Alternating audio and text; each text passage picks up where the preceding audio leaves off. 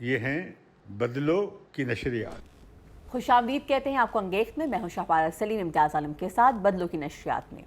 आजकल पूरी दुनिया में जो है ऐसा लग रहा है कि इलेक्शन का दौरा है। अभी हाल ही में अमेरिका के इलेक्शन ख़त्म हुए, रिजल्ट आए और लोगों ने जो है वो गेस किया कौन जीतेगा कौन हारेगा। काफ़ी दिलचस्प सूरत हाल रही।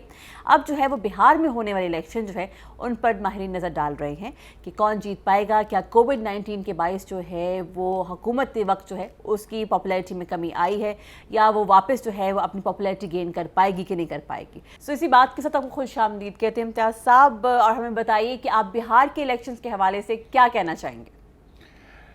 देखिए, बिहार का इलेक्शन जो है वो बहुत इम्पोर्टेंट था कि कहा यह जा रहा था कि कोविड की वजह से भारत में बहुत लोग मारे गए हैं और मिलियंस ऑफ लोग जो हैं वो शिकार हुए हैं इसका। सही।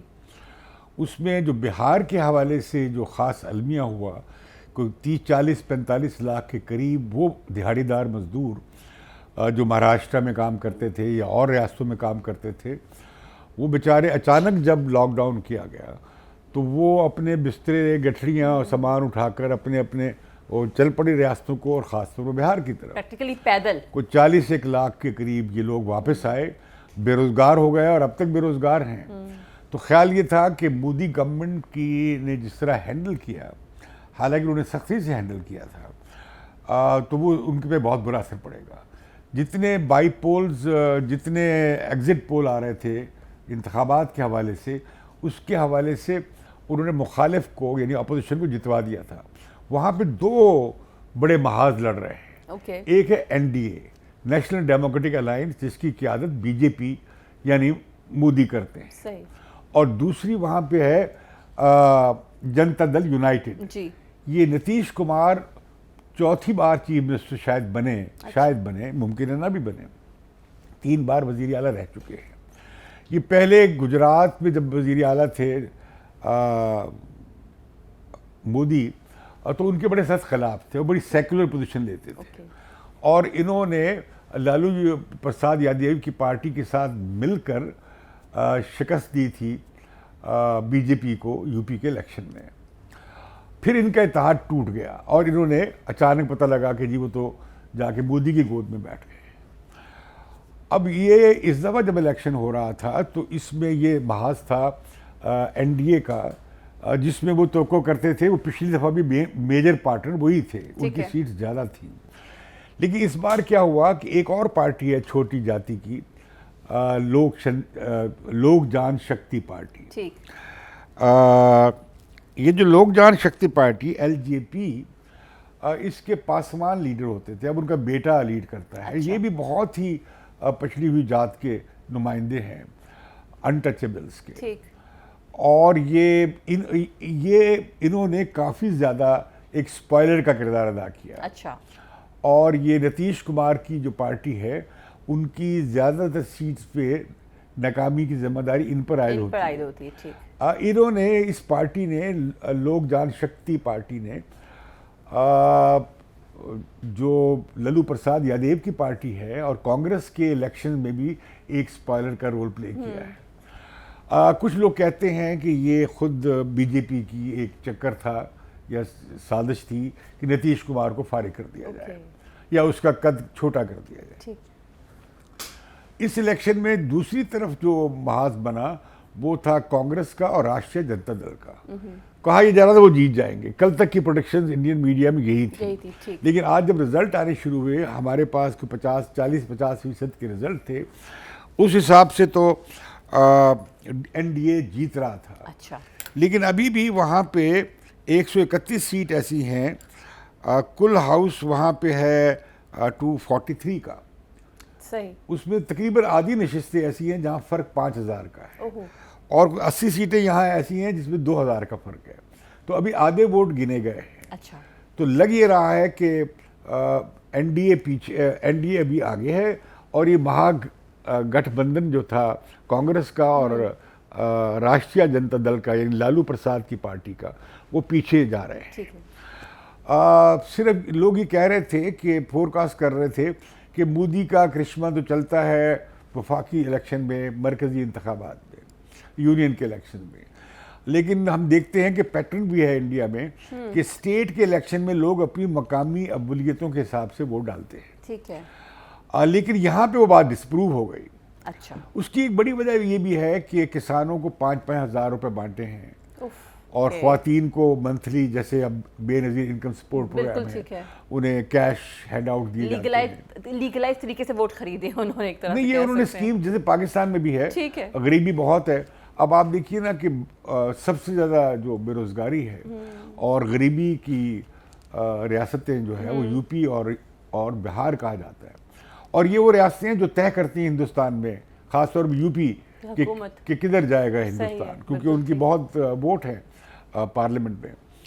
तो यहाँ पे भी जो मामला सामने आया है, अब नज़र ये आ रहा है कि ये शायद जो है ये बीजेपी उन्हें न बनाए। अच्छा।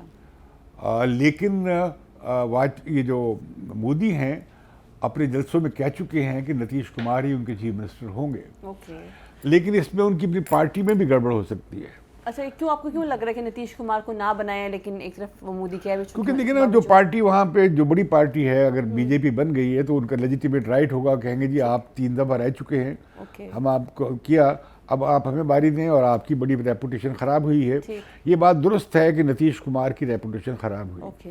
हालांकि एक वक्त तक नीतीश कुमार को एक मुतबादिल के तौर पर पेश किया जा रहा था मोदी के मुकाबले में। अच्छा। लेकिन फिर ये पाकिस्तान भी आए थे और इन्होंने बड़ा इम्प्रेस किया था अपने, जो ये एक तरह का एक ऑल्टरनेटिव सोशल मॉडल बता रहे थे।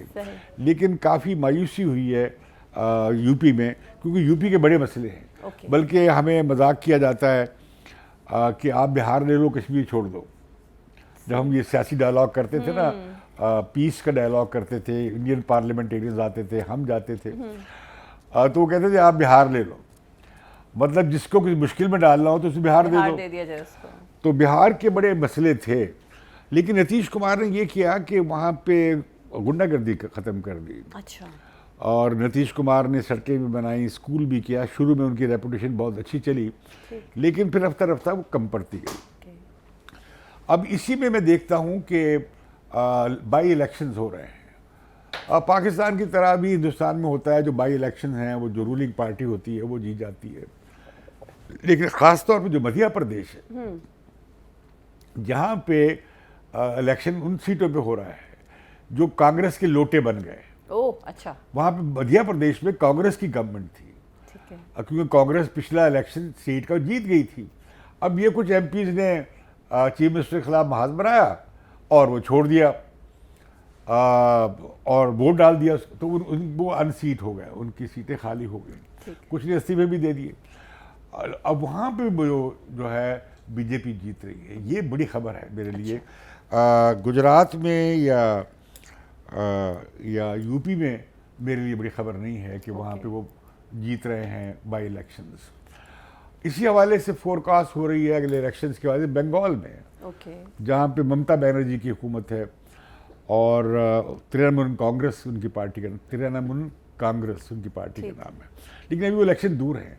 यहाँ पे एक और चीज़ मुझे नज़र आई है कि कम्युनिस्ट जो तकरीबन वाइप आउट होते जा रहे थे, वो यूपी में 18 के करीब सीटें ले गए हैं। अच्छा। और उन्होंने अच्छा परफॉर्म किया। So it's a good sign for India?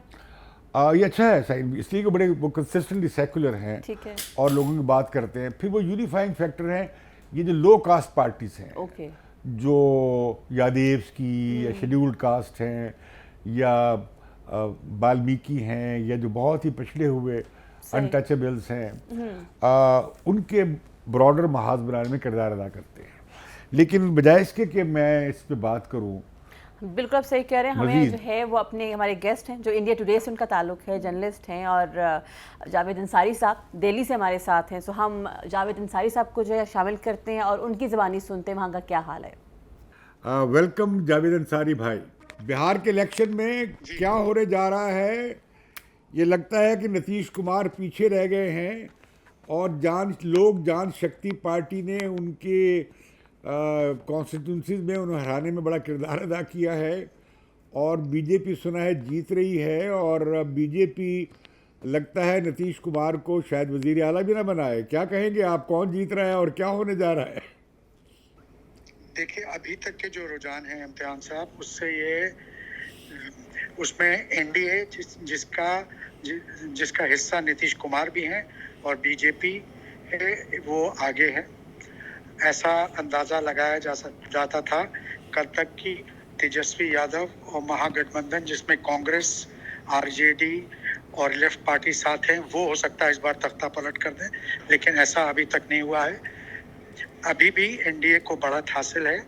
जहां तक नीतीश कुमार का सवाल है, हाँ, उनका कुछ कद छोटा हुआ है। उनके पहले से पिछली बार उनके 70 एमएलए थे, इस बार बमुश्किल तमाम 50। उनका कद छोटा हुआ है क्योंकि बीजेपी के जितने टॉप लीडर्स हैं, नरेंद्र मोदी के साथ और भी जितने हैं, सब ने ये पब्लिकली कमिट किया है कि नीतीश कुमार को वो चीफ मिनिस्टर बनाएंगे। इसलिए ये मेरा मानना है कि अगर एनडीए की मेजॉरिटी बरकरार रही तो वो नीतीश कुमार को बनाएंगे, लेकिन नीतीश कुमार अब इस अलायंस में डोमिनेंट पार्टनर नहीं होंगे। उनको बीजेपी के ही उंगली पे नाचना होगा। तो ये जान शक्ति पार्टी वालों ने क्या किया? ये मैंने तबसरों में सुना कि कहीं बीजेपी ही ने उनका कद छोटा करने के लिए उनकी टांगें खींची हैं। जी, जनशक्ति पार्टी आपके दोस्त रामविलास पासवान की पार्टी है। तो फौत हो गए, लेकिन उनके बेटे चिराग पासवान अब उसके सदर हैं। हाँ। और उन्होंने एक 1 पॉइंट प्रोग्राम बनाया था नीतीश कुमार को हराने का। जी। बहुत से लोगों का मानना है, और उनमें से मैं भी हूँ, कि ये बिना बीजेपी या बिना मोदी साहब के इशारे के और उनकी मदद के ऐसा नहीं हो सकता था। और ये बात सही है कि बहुत सी जगहों पे उन्होंने नीतीश कुमार को नुकसान पहुंचाया है। कुछ जगहों पे महागठबंधन जबकि आरजेडी और कांग्रेस को भी नुकसान पहुंचाया है, लेकिन ज़्यादातर नुकसान उन्होंने नीतीश कुमार को पहुंचाया है।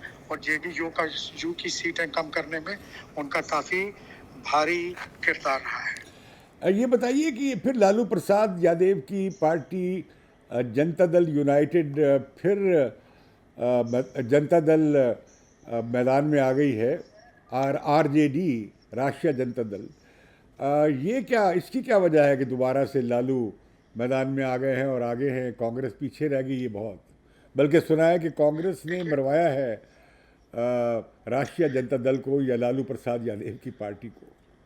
देखिए, लालू प्रसाद यादव तो जेल में हैं।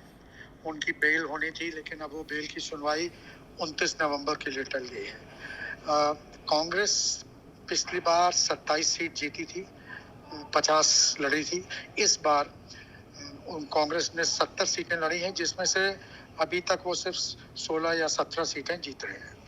तो लेकिन ये सिर्फ कांग्रेस ही नहीं, आरजेडी से भी जितनी तवक्को की जाती थी, तवक्को से कम उनका परफॉर्मेंस रहा है। ये दोनों बड़ी पार्टियां जो हैं, इन्होंने अंडर परफॉर्म किया है। ताज्जुब की बात यह है कि जो लेफ्ट पार्टीज हैं, सीपीआई, सीपीएम और सीपीआईएमएल, उन्होंने पहले से बेहतर, उम्मीद से बेहतर उनका परफॉर्मेंस रहा है। खास तौर एमएल का हार की या आरजेडी और कांग्रेस के नाकामयाबी की एक वजह यह भी है कि वो जो अपना सपोर्ट बेस है मुस्लिम्स और यादव के अलावा और ज़्यादा बढ़ा नहीं पाए। और मुस्लिम वोटों को भी असदुद्दीन ओवैसी की party all India Ittehadul Muslimeen और बीएसपी ने मिलके काटा है, इसलिए उनको नुकसान पहुंचा।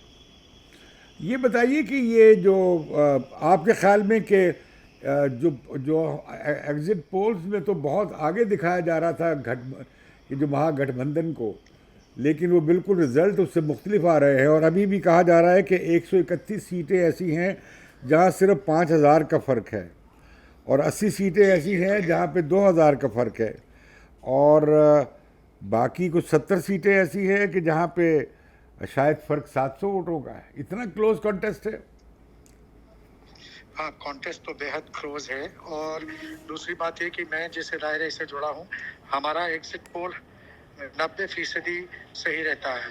ये पहली बार ऐसा हुआ है कि ये ऑफ द मार्क है। सब ये समझते थे कि ये कोरोना पैंडेमिक की वजह से जो माइग्रेंट्स का जो लेबर है महाराष्ट्र और जगहों से जो बिहार वापस गया, करीब 30 से 40 लाख लोग उनकी वजह से। और अनएम्प्लॉयमेंट बिहार में, हिंदुस्तान में सबसे ज़्यादा बिहार में है, 46% बिहार में है और नेशनल एवरेज 20% है।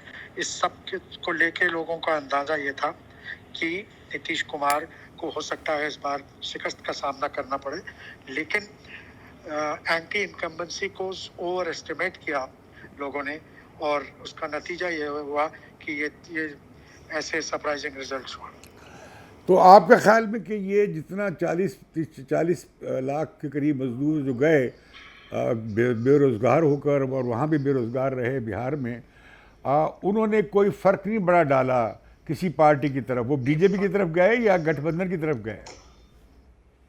देखिए, बीजेपी ने डायरेक्ट कैश ट्रांसफर की एक स्कीम चलाई जो काफ़ी सक्सेसफुल रही। उसकी वजह से भी थोड़ा सा जितना नुकसान ये पहुंचा, ये 1500 रुपये उनका औरतों थोड़ा के सा लिए और 500 रुपये किसान के लिए, 5,000 रुपये किसान के लिए, तो उससे जो उनका थोड़ा सा गुस्सा ठंडा हुआ और इवेंचुअली जो वोट है ना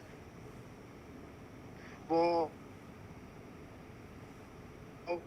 वही एक जैसे बिहार गठबंधन में अपर कास्ट वोट ज्यादा जितनी तादाद में अट्रैक्ट करना चाहिए था उतना नहीं कर पाया। ये जो आप देख रहे हैं कि बिहार का फिर इलेक्शन, ये कहा जा रहा था कि शायद अब बीजेपी का जो असर है वो कम हो रहा है और वो सूबों के इलेक्शन में हार रही है, लेकिन बिहार के इलेक्शन से और ये जो मध्य प्रदेश में और गुजरात में जो बाई पोल्स हो रहे हैं उसमें तो और यूपी में बीजेपी काफ़ी बेहतर परफॉर्म कर रही है जो बाई इलेक्शंस हैं। इम्तियाज साहब, बाई इलेक्शंस में ज़्यादातर देखा जाता है हिंदुस्तान में जो रूलिंग पार्टी होती है 70% वही जीतती है। तो मैं बाई इलेक्शंस में बीजेपी के जीतने को तो इतनी तरजीह नहीं देता, लेकिन ये जो बिहार में इनको कामयाबी मिल रही है ये बड़ी अहम है, क्योंकि इतने बड़े इकोनॉमिक डिस्ट्रेस के बावजूद इंडियन इकोनॉमी 24% कॉन्ट्रैक्ट कर चुकी है और उस सब के बावजूद अगर बीजेपी इलेक्शन जीत रही है तो फिर तो ये काबिल तारीफ है। नहीं, ये एक और बात मेरे जहन में आती है कि नेशनल इलेक्शन का पैटर्न और होता है और सूबों में लोग और ज़्यादा वोट भी डालते हैं और मुख्तलिफ पैमानों पर डालते हैं, लेकिन यूपी में अब बिहार के इलेक्शन में ज़ाहिर हो रहा है कि कुछ ज़्यादा फ़र्क नहीं नज़र आ रहा वफाकी यूनियन की सतह पे और स्टेट की सतह पे। जी, ये लगता यही है कि ये ट्रेंड कंटिन्यू कर रहा है और बीजेपी ने जेडीयू को बचाया बुरी तरह शिकस्त से।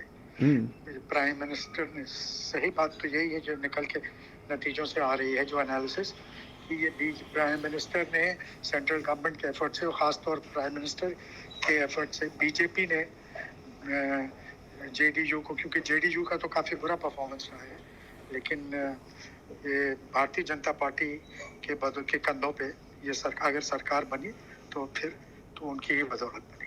अच्छा, मुझे ये बताइए, जो चीज़ मुझे बहुत हैरान करती है और परेशान भी करती है कि ये जैसे खुद नीतीश कुमार थे, बड़े सेकुलर थे, ये जान शक्ति पार्टी वाले भी बड़े सेकुलर थे और नीची जातियों की नुमाइंदगी करते थे, और फिर हमने देखा कि ये अचानक पलट जाते हैं और ये भाजपा की तरफ चल पड़ते हैं, हिंदुत्व की तरफ चल पड़ते हैं।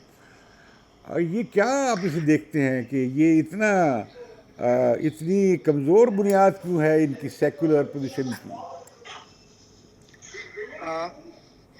इम्तियाज साहब, ये आप जानते हैं हमारे मुल्कों में ख़ासतौर बर्रे सगीर में पॉलिटिकल अपॉर्चुनिज्म की जो बीमारी है ना, वो it cuts across political parties. और नीतीश कुमार, आप ख़ास तौर बिहार में देखिए, नीतीश कुमार कभी अपने बदौलत अकेले चीफ मिनिस्टर नहीं बने, कभी सरकार नहीं बना पाए। पहले आरजेडी के साथ, फिर बीजेपी के साथ, फिर आरजेडी के साथ, फिर बीजेपी के साथ। जितिन राम मांझी हो, रामविलास पासवान, आपके बड़े अजीज दोस्त लालू प्रसाद यादव ने तो पासवान के लिए कहा था ये मौसम वैज्ञानिक है, मतलब ये हवा का रुख भाप जाते हैं और जो रूलिंग पार्टी होती है उसी के साथ जुड़ जाते हैं, और यही ज्यादातर लोग कर रहे हैं। तो इसका मतलब है कि आइडियलिज्म या कमिटमेंट की अब कोई ज्यादा बात रही नहीं। जहां पावर है, जिसकी लाठी उसकी भैंस, जहां पावर है वहां ज्यादा, स्पेशली ये छोटी पार्टियां जो हैं ये कॉम्प्रोमाइज करती हैं और उधर ही जुड़ जाती हैं। तो इससे क्या नतीजा निकालें कि जो रीजनल पार्टी से तवक्को थी कि वो एक काउंटर वेलिंग यानी मतवाजन करने वाली कुव्वत बनेगी, ये जो हिंदू राष्ट्र का एजेंडा है या भाजपा का जो एजेंडा है या सेक्युलर एजेंडे को मजबूत करेंगी, वो ये ऐसा होता नजर नहीं आता अभी फिलहाल तो नहीं। तमिलनाडु में हम देखते थे, आंध्र प्रदेश में भी देखते हैं, बंगाल में भी देखते हैं। तो आपके ख्याल में कि ये बिलअमूम ऐसा नहीं है? ऐसा जल्दी होने वाला नहीं।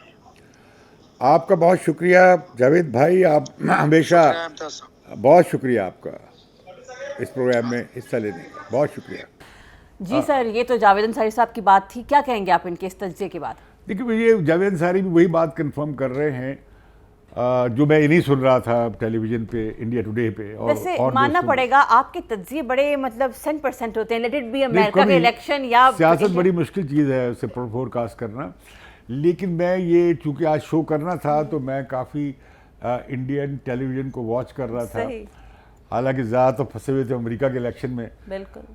तो बिहार के इलेक्शन में मेरी दिलचस्पी थी कि इसलिए कि मैं राष्ट्रीय जनता दल के जो सदर हैं लालू प्रसाद यादव मेरे कई दफ़ा मेहमान रहे पाकिस्तान में, हिंदुस्तान जाके मैं उन्हें मिलता रहा हूँ, बड़े ज़बरदस्त आदमी हैं। इसी तरह ये पासवान साहब जो हैं ये बड़े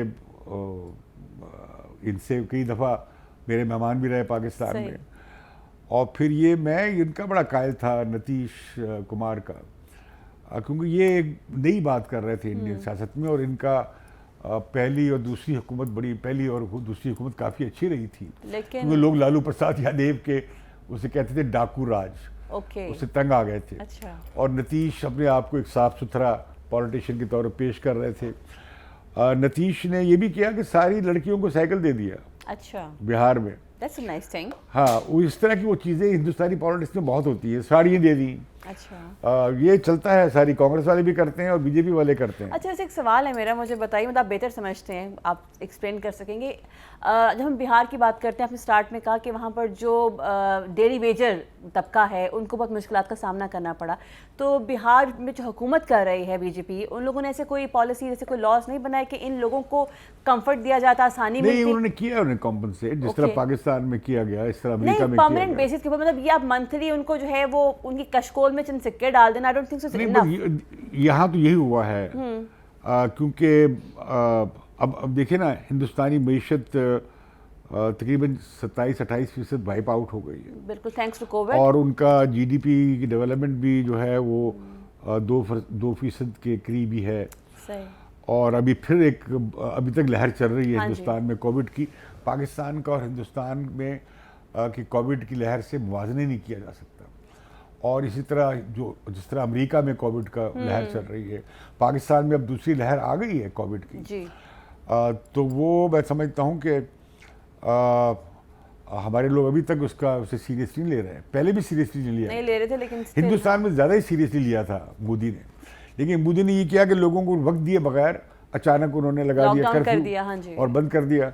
तो ये लोग बेचारे क्या करते, जो मुख्तलिफ रियासतों से बड़े सनती शहरों में गए हुए थे, जैसे महाराष्ट्र, ये लोगों ने बहुत ज़्यादा सोशल मीडिया भरा हुआ था कि वहाँ फंस गए लोग और निकल नहीं सकते। बहुत अलमिया था, बहुत अलमिया। अच्छा, खाली लॉकडाउन लगा देना और इन लोगों को पहुँचाना ना उनके ठिकाने पे, कोई अरेंजमेंट ना करना, दैट वाज वेरी टफ। बहुत बड़ा इंसानी अलमिया हुआ। लेकिन मैं समझता हूँ कि अभी ये लहर चल रही है, हमें एहतियात करनी चाहिए। अभी एक और मौजू पे मैं बात करना चाहता हूँ, बात ख़त्म करने से पहले, कि ये बाबा गुरु नानक की वो फिर यौम विलादत था आज, लेकिन हिंदुस्तान से नहीं आए सिख यात्री। जी बिल्कुल। जो कि बहुत एक अच्छा शगुन नहीं है। उसकी जवाज़ ये पेश किया गया है कि कोविड के प्रोटोकॉल जब तक इम्प्लीमेंट नहीं होंगे वो इजाज़त नहीं देंगे कि कोविड ना फैल जाए। लेकिन उसमें दो बातों ने भी ज़्यादा किरदार अदा किया है मेरे ख्याल में। एक तो शेख रशीद साहब का बयान है। ठीक है। अब शेख रशीद ऐसे बयान क्यों देते हैं, कभी कहते हैं 100 ग्राम के हमने बम बना लिए हैं, 120 ग्राम के बना लिए हैं। वो इस तरह के गैर जिम्मेदाराना बयान क्यों देते आपको लगता है कोई जो हुकूमत में उनके बयान पे किसी की नज़र नहीं पड़ रही है? नहीं, वो आज पूरे हिंदुस्तान में कोट हो रहा है। शेख रशीद ने ये बयान दिया है कि ये ब्रेन चाइल्ड था जनरल बाजवा का, सही। और ये हिंदुस्तान तमाम उम्र इसका जो है खमियाजा भुगतता रहेगा।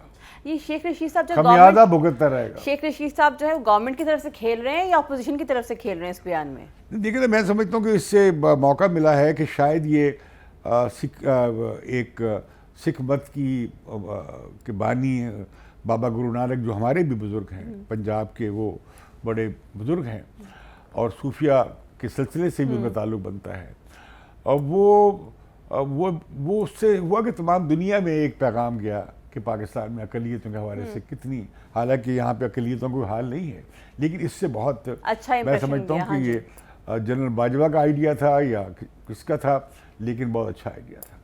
लेकिन उससे ये कहना कि अच्छा इससे अब तमाम उम्र जो है अब हिंदुस्तान पछताता रहेगा, इसका क्या मतलब है कि आपकी इंटेंशंस पे ज़ाहिर सवाल उठेंगे और इसे इस्तेमाल किया जा रहा है। देखे दिल्ली वाले अब वहाँ पे कह रहे हैं मीडिया कि देखा, हम तो कहते थे कि ये तो काम उनका है कि ये फिर दोबारा से कोई पंजाब में शोरश करना चाहते हैं। लेकिन एक और भी तब्दीली आई है, वो ये आई है कि अभी कि वो हमने वो जो गुरुद्वारा कमेटी जो देखती थी इसे, वो उसकी बजाय हमने ये इवैक्यूएट ट्रस्ट को दे दिया है दोबारा से। अच्छा। मैं समझता हूँ ये दुरुस्त फैसला नहीं है। ओके। ये हमें तमाम दुनिया की जो गुरुद्वारा प्रबंध कमेटियों से नाम लेने चाहिए। कनाडा में बहुत बड़ी है, अमेरिका में बहुत बड़ी है, बरतानिया में, पूरे यूरोप में फैले हुए सिख, ईस्ट पंजाब में भी हैं, हिंदुस्तान में, पाकिस्तान में। इन सब की मशावरत से हमें एक नॉन पार्टीजन किस्म की एक जेन्युइन इंटरनेशनल कमेटी बनानी चाहिए। सही। क्योंकि मैं समझता हूँ जब इसका बहुत बड़ा काम था ये, पाकिस्तान इसके लिए बहुत मुबारकबाद का मुस्तहकम है और आर्मी चीफ भी इसके लिए बहुत मुबारकबाद के मुस्तहकम है। तो ये जो कॉरिडोर बना, इसमें $बिलियन की इन्वेस्टमेंट हो सकती है। बेशक। और $बिलियंस का टूरिज्म हो सकता है। बेशक। जितने भी दुनिया से आने वाले सिख हैं मुख्तलिफ मुल्कों से, उन्हें हमें ऑन अराइवल वीज़ा देना चाहिए कि लाहौर पहुँचें तो उन्हें वीज़ा मिल जाए, और ये कि वहाँ पे एयरपोर्ट भी बने और उसे कनेक्ट किया जाए वाघा बॉर्डर के साथ भी। ये नवाज शरीफ के ज़माने में ये प्लान था कि एक मोटरवे बनेगा जो बाईपास कर सीधा बॉर्डर के साथ साथ वहाँ चला जाएगा, लाहौर तक पहुँच जाएगा, और ये कम्युनिकेशन, ये फिर आप बराह रास्त यहाँ से भी लोग जा सकेंगे। तो इस तरह के वहाँ पे पीस पार्क बन सकता है, वहाँ पे कॉन्फ्रेंसेस हो सकती हैं, वहाँ पे तो बहुत कुछ फ्री ट्रेड हो सकता है। मुझे एक चीज़ बताइए, मैं वापस उसी आपके सवाल की जो बात स्टार्ट की थी शेख रशीद के बयान से, आपने कहा कि 2 बातें बनती हैं। आपके ख्याल से यात्रियों को ना भेजना पाकिस्तान, इंडिया की जानब से क्या निशानदेही है, किस बात की निशानदेही की जा रही है? देखिए, इंडिया ने पहले भी इस पे किया था जुज़बुज़ के ये क्या कुछ दोबारा सिख कार्ड तो भी इस्तेमाल कर रहा है, लेकिन सिखों का इतना प्रेशर था। अभी कल पंजाब की असम्बली में, ईस्ट पंजाब की असम्बली में कैप्टन अमरिंदर सिंह जो चीफ मिनिस्टर हैं, उन्होंने मुतालबा किया है कि ये कॉरिडोर खोला जाए वफाकी हुकूमत से। उन्होंने कहा मैं बात करूँगा मोदी से। दूसरा ये है कि उन्होंने कहा है कि ये पासपोर्ट क्यों आप लगा रहे हैं? बहुत लोगों को पासपोर्ट नहीं है जो जाना चाहते हैं अकीदत के लिए, और वहाँ पे जो सिख कहते हैं मत्था टेकने यात्रा के लिए आना चाहते हैं। अच्छा, तो वो क्यों, हमें पासपोर्ट की क्या ज़रूरत है? चलिए, जो पाकिस्तान के रास्ते से जाते हैं वो तो आप इंटरनेशनल आते हैं तो उनके पास तो पासपोर्ट हो, लेकिन इनके लिए क्यों आप, जबकि उन्हें वापस चला जाना, इधर आना नहीं है। ठीक है। दूसरा, वो $20 की शर्त जो है टोकन जो लिया जाता है, वो आप कम कर दें, उसे टोकन ही रखें, $5 कर दें। अगर आप ख़त्म नहीं करते हुए खर्चा अखराजात तो होंगे। लेकिन ये है कि मैंने काफ़ी सिखों से मिला हूँ, जब ये गुरुद्वारा का इफ्तिताह हुआ था, उसके बाद हम वहाँ गए थे, तो वहाँ पे वो तैयार हैं बहुत ज़्यादा इन्वेस्टमेंट करने के लिए, सब कुछ चलाने के लिए, यूनिवर्सिटी बनाने के तैयार हैं, होटल बनाने के तैयार हैं, रहने की जगह बनाने के तैयार हैं। इसमें पाकिस्तानी गवर्नमेंट को शायद कुछ देना ना पड़े, बल्कि बहुत हम उससे टूरिज़्म के हवाले से पैसे कमा सकते हैं। तो ये जो छोटे छोटे एवेन्यूज़ हैं अभी भी बाकी बचे हुए हिंदुस्तान पाकिस्तान की सर्द जंग के बायस, सर्द व गम, बल्कि अब तो स्टैंड ऑफ मुस्तकिल हो गया है, जो कि अच्छा नहीं है। स्टैंड ऑफ ख़त्म होना चाहिए किसी तरीके से और वापस जाए हम बातचीत की तरफ, क्योंकि बातचीत से फिलहाल आखिरकार मसाइल हल होंगे। बातचीत से ही मसाइल हल होते हैं। और इस पर कि हम खुदाफिज करें और प्रोग्राम से इजाज़त लें, मुझे ये बता दीजिए कि अभी जो बिहार के इलेक्शन हो रहे हैं और इसमें अगेन जैसे आप कह रहे हैं बीजेपी के जीतने के जो है चांसेस दिखाई दे रहे हैं, आपके ख्याल में पाकिस्तान को इस हवाले से क्या फ़र्क पड़ेगा, पॉलिसी के हवाले से क्या आपको दिखाई देता है? मेरा ख्याल है कि अमेरिकी इलेक्शंस के बाद भी, बाइडन के आने के बाद भी इम्कानात बढ़ सकते हैं बातचीत के लिए, और बाइडन भी ये चाहेंगे। और ये कि जो ह्यूमन राइट्स वायलेशंस हो रही हैं, भले वो कश्मीर में हो रही हैं या कहीं और हो रही हैं या पाकिस्तान में हो रही हैं, इसका मसला काफ़ी बाइडन उठाएंगे, क्योंकि ट्रम्प तो भले कहीं डिक्टेटरशिप थी उसके साथ भी अमेरिका में ऐसा होता रहा है, अमेरिकी डिक्टेटर्स को लाते रहे हैं और डिक्टेटर्स के ख़िलाफ़ जमहूरी तहरीकों की हिमायत करते रहे हैं, दोनों काम करते रहे हैं। तो लिहाजा अब ये बात तो बीजेपी की हुकूमत है, बीजेपी एक रियलिटी है, हम उसे पसंद करें ना करें, मुझे तो बहुत नज़रियाती इख्तलाफ है बीजेपी से, लेकिन हम देखते हैं कि ये जो हमारी सेकुलर कुव्वतें हैं हिंदुस्तान में भी बड़ी कमज़ोर हैं। जो रीजनल पार्टीज़ भी, जैसे कि हमारे दोस्त कह रहे थे जावेद भाई, कि वो भी मौका परस्ती देखती हैं कि फ़ायदा किस में है, आया सेकुलर फ्रंट के साथ जाने में फ़ायदा है या भाजपा के साथ जाने में फ़ायदा है। ये अफसोसनाक है। ये मेरे तजिए में ये बात थी कि अगर रीजनल पार्टीज़ और सेकुलर कुव्वतें मिल जाएं तो भाजपा को कंटेन कर सकते हैं, लेकिन हम देखते हैं पै दर पे मिसालों के साथ कि वहाँ ये रुझान है कि रीजनल पार्टीज़ अपने देखती हैं मकामी मफाद, उन्हें कोई पाकिस्तान पॉलिसी या रीजनल पॉलिसी या फ़र्क नहीं पड़ता, उससे कोई ज़्यादा सरोकार नहीं। जैसे जावेद भाई ने ये बात कही ना कि साउथ एशिया में ओवरऑल ये रुझान है पॉलिटिक्स के हवाले से। बहरहाल thank you so much and we really hope कि हमारे फवाद चौधरी साहब हो जाएं, शेख रशीद साहब हो जाएं, वो हुकूमत की जान से अच्छा खेलें, ना कि ऐसे जो है वो गैर जिम्मेदाराना किस्म के बयान दें कि फिर बाद में हम उसके मायने ढूंढते फिरें। और मुझे मालूम है कैसे बयान दे देते हैं उठा कर ये, I don't know, but anyways sugar लगा हुआ है, सो क्या कह सकते हैं।